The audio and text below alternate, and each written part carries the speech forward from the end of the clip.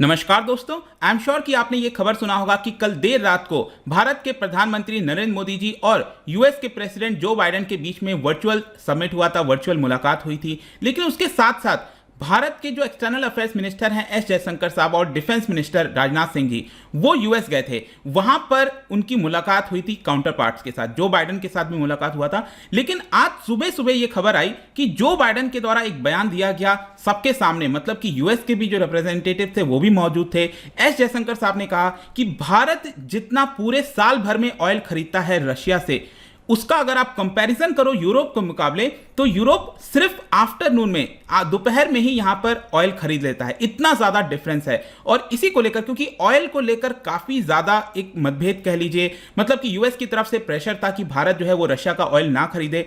तो इन सबके बीच में देखते हैं एग्जैक्टली हुआ क्या है, यहां पर कौन से मुद्दों को बीच में बात की गई है। काफी कुछ जानने को है, चलिए आगे बढ़ते हैं। लेकिन उसके पहले ध्यान रखिएगा, आज से आप कोई भी कोर्स परचेस करते हैं स्टडी आईक्यू पर, किसी भी एग्जाम की तैयारी कर रहे हैं, यूपीएससी, जुडिशरी, बैंकिंग, कुछ भी हो, तो आप कोड इस्तेमाल कर सकते हैं अंकित 40, और अब से आपको 40% डायरेक्ट डिस्काउंट जो है वो मिल जाएगा। कोई भी कोर्स हो, अब अंकित 33 के बजाय अंकित 40 इस्तेमाल करिए कोड। इसके अलावा एमसीक्यूज अगर आप अटेम्प्ट करना चाहते हैं तो मेरे इंस्टा पेज पर जाइए, वहां पर स्टोरीज में जितने भी एमसीक्यूज हैं वो आप अटेम्प्ट कर पाएंगे। तो चलिए सबसे पहले देखते हैं एग्जैक्टली अभी हुआ क्या है। यहां पर जैसा मैंने आपको बताया, प्राइम मिनिस्टर नरेंद्र मोदी जी और यूएस प्रेसिडेंट जो बाइडेन के बीच में वर्चुअली यहां पर मुलाकात की गई है। और उसके साथ साथ, मतलब उस मुलाकात के जस्ट बाद अगर आप देखोगे तो एस जयशंकर साहब और डिफेंस मिनिस्टर राजनाथ सिंह जी वो वॉशिंगटन में मौजूद थे और उनका 2+2 डायलॉग हुआ है। 2+2 जब हम बात करते हैं तो बेसिकली दोनों देश के जो फॉरेन मिनिस्टर और डिफेंस मिनिस्टर दोनों के बीच में जब बातचीत होती है, डायलॉग होता है, तो उसी को 2+2 मीटिंग कहा जाता है। इनफैक्ट ये आप देख पाओगे, नरेंद्र मोदी जी का ट्वीट है, addressing the India US virtual summit with POTUS, that is president of the United states, जो कि इस समय जो बाइडेन है। इनफैक्ट नीचे वाला ये तस्वीर अगर आप देखोगे तो यहां पर आप देख सकते हैं, यहां पर जो बाइडेन है उनकी डायरेक्ट बातचीत जो है, मुलाकात प्रधानमंत्री मोदी जी से हो रही है। लेकिन उसके साथ साथ आप यहां पर देख सकते हो, एक तो जो हमारे एम्बेसडर हैं यूएस के अंदर, तरनजीत सिंह संधू जी, इसके अलावा यहां पर एस जयशंकर साहब आप देख पाओगे, राजनाथ सिंह जी देख सकते हैं, और उन्हीं के काउंटर पार्ट्स जो वहां के डिफेंस सेक्रेटरी हैं यूएस के अंदर, लॉयड ऑस्टिन, ये हैं, और उनके बगल में यहां पर बैठे हुए हैं टोनी ब्लिंकन। तो उन सभी लोगों की यहां पर बातचीत हुई, मुलाकात हुई। अब उसके बाद क्या हुआ कि जब ये सारी मुलाकात हो गई, बातचीत हो गया, उसके बाद ये चारों लोग, ये आप देख सकते हो, डिफेंस मिनिस्टर साहब और एक्सटर्नल अफेयर्स मिनिस्टर यूएस के काउंटर पार्ट्स के साथ, ये चारों लोग एक साथ आए और मीडिया के साथ इनकी बातचीत हुई। और मीडिया के अंदर क्या हुआ, यहां पर क्वेश्चन पूछा गया। यहां पर क्वेश्चन पूछा गया एक्सटर्नल अफेयर्स मिनिस्टर जी से, एस जयशंकर साहब से, आपको ऑयल को लेकर क्या कहना है? मतलब यूएस जिस प्रकार से प्रेशर डाल रहा है, क्या आपको यह खरीदना चाहिए? मतलब कि रशिया ने जिस प्रकार से इन्वेजन किया है, यह गलत है, आप ऑयल नहीं खरीद सकते। तो इस तरह का कुछ क्वेश्चन था।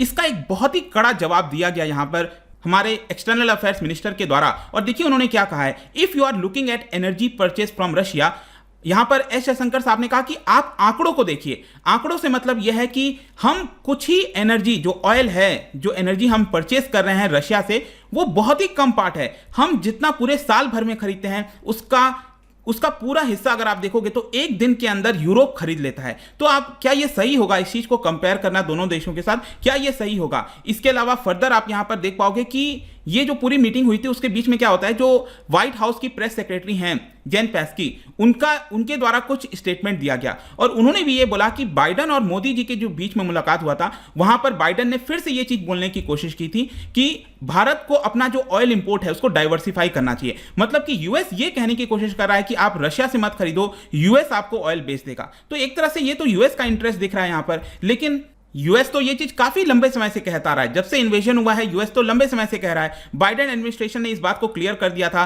कि भारत जो इंपोर्ट कराता है उसमें सिग्निफिकेंट इंक्रीज नहीं होना चाहिए। अभी रिसेंटली आप देखोगे तो ये जो सस्ते दाम पर रशिया से ऑयल हम ले रहे हैं, 13 मिलियन बैरल्स का यहां पर हमने ऑलरेडी परचेस किया हुआ है। तो यूएस नहीं चाहता कि जो हम परचेस करते हैं रशिया से वो हम उसको कंटिन्यू करें, हम उसको ब्रेक कर दें, ऐसा है। लेकिन क्वेश्चन यहां पर यह भी आएगा कि अभी हमारा करंट स्टेटस क्या है यूएस के साथ एनर्जी सप्लाईज में। तो देखो, इसको लेकर भी एस जयशंकर साहब ने बयान दिया और एस जयशंकर साहब का कहना था कि ये जो शुरुआत है यूएस के साथ, पहले उतनी नहीं होती थी, लेकिन रीसेंट टाइम्स में हमने काफी ज्यादा ऑयल हो गया, गैस हो गया, उसको यूएस से परचेस करना स्टार्ट किया। इनफैक्ट आप देख सकते हो, भारत अपना जो एलएनजी है, लिक्विफाइड नेचुरल गैस जो है, वो सबसे ज्यादा आप देख सकते हो सेकेंड लार्जेस्ट हम यूनाइटेड स्टेट्स से मंगाते हैं। उसके बाद आप अगर हम बात करें यहां पर क्रूड ऑयल के मामले में, तो क्रूड ऑयल तो हम रशिया से भी ज्यादा क्रूड ऑयल हम यूएस से मंगा रहे हैं। यूएस आज के डेट में हमारा 4th या 5th largest crude oil supplier बन चुका है, एक बड़ा पार्टनर है रिन्यूएबल एनर्जी के साइड में।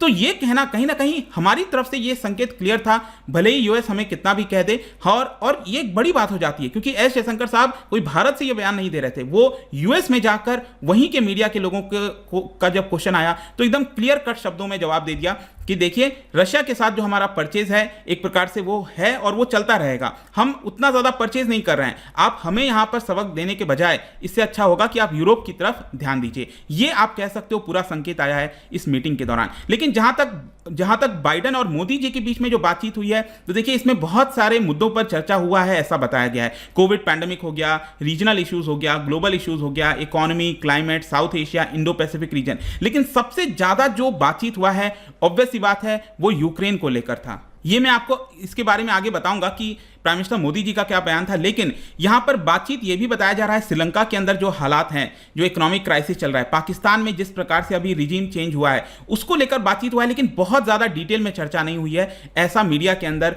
कंट्रीज ने बताया है। जहां तक एक और जो मुद्दा है, देखो अभी तक क्या हुआ था ना कि प्राइम मिनिस्टर मोदी जी ने अभी तक बुचा किलिंग्स को लेकर कुछ भी अपनी तरफ से बयान नहीं दिया था। यह पहली बार हुआ है कि प्राइम मिनिस्टर मोदी ने यहां पर बुचा किलिंग्स, बुचा आपको पता होगा यूक्रेन के अंदर जो कैपिटल है कीव, उसके नॉर्थ वेस्ट साइड में 25 किलोमीटर दूर जो है बुचा टाउन है, जहां पर आरोप लगाया गया है कि रशिया जब इन्वेजन कर रहा था तो वहां पर बुरी तरीके से लोगों को, सिविलियंस को मारा गया है। तो आप देख सकते हो प्राइम मिनिस्टर मोदी ने कहा कि जैसे ही ये किलिंग्स, इनोसेंट सिविलियंस की किलिंग हुई है, हम उसको कंडेम करते हैं और एक बहुत ही वरिंग सिचुएशन है। इनफैक्ट भारत ने तो एक इंडिपेंडेंट प्रोब के लिए भी कह दिया है कि हम उसको सपोर्ट करते हैं। रशिया ने कहा है कि हमने बुचा किलिंग्स नहीं किया है, लेकिन आरोप अभी के लिए डायरेक्टली रशिया के ऊपर ही यहां पर लगाया गया है। इसके अलावा प्राइम मिनिस्टर मोदी का यह भी कहना था कि हमने जो यूक्रेन के राष्ट्रपति हैं जेलेंस्की और प्रेसिडेंट पुतिन हैं रशिया के, दोनों से बातचीत की है और दोनों को कहा है कि आप पीस को लाने की कोशिश करिए। अब देखिए ये जितनी भी चीजें हैं, इसको लेकर यूएस कभी भी पसंद नहीं आए, क्योंकि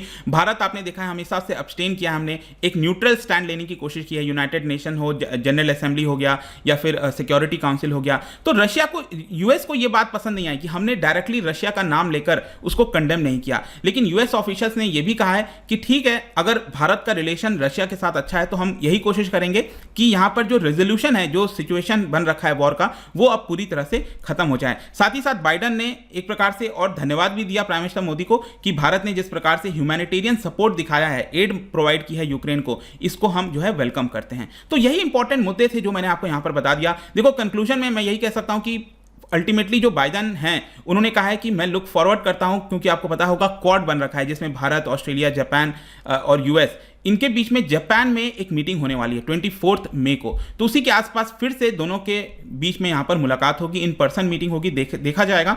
लेकिन मोदी जी ने भी अपनी तरफ से यह कहा है कि ये भारत का 75th एनिवर्सरी ऑफ इंडिपेंडेंस है और इसके साथ साथ जो हमारा डिप्लोमेटिक टाइज है यूएस के साथ, ये भी 75th एनिवर्सरी है। तो हम चाहते हैं कि जो हमारा फ्रेंडशिप है वो भी इसी तरह से इंटीग्रल पार्ट बना रहे, डेवलपमेंट एक प्रकार से इंटीग्रल पार्ट बना रहे और अगले 25 साल हम और भी ज्यादा तेजी से काम करें। यही सब कुछ हुआ है। तो जो जो इंपॉर्टेंट मुद्दे थे यहां पर, दोनों मीटिंग्स, जो भी कुछ हुआ है रिसेंटली, आई होप कि आपको सब कुछ समझ में आ गया होगा। जाने से पहले एक इंटरेस्टिंग क्वेश्चन, देखो हम यूनाइटेड स्टेट्स की बात कर रहे हैं, क्या बता सकते हो वहां पर सबसे लार्जेस्ट रिवर सिस्टम कौन सा है? इसका राइट आंसर आपको पता ही है, मेरे इंस्टाग्राम पर तो मिलेगा ही। वहां पर अगर आप नहीं हो कोई बात नहीं, टेलीग्राम से भी ले सकते हैं इसका सही उत्तर। मैं कई सारे जो एमसीक्यूज हैं वो यहां पर लगातार स्टोरीज में डालता रहता हूं, आप वहां से जाके प्ले कर सकते हो। बाकी अगर आपको पीडीएफ चाहिए तो टेलीग्राम पर आइए, अलग अलग सोशल मीडिया पर भी आप जुड़ पाएंगे। और जैसा मैंने बताया, किसी भी एग्जाम की तैयारी कर रहे हैं, सिंपली जो आपको कोड इस्तेमाल करना है वो है अंकित 40। आई होप कि वीडियो आपको पसंद आया होगा। मिलता हूं आपसे next time. Till then, thank you very much, see you soon.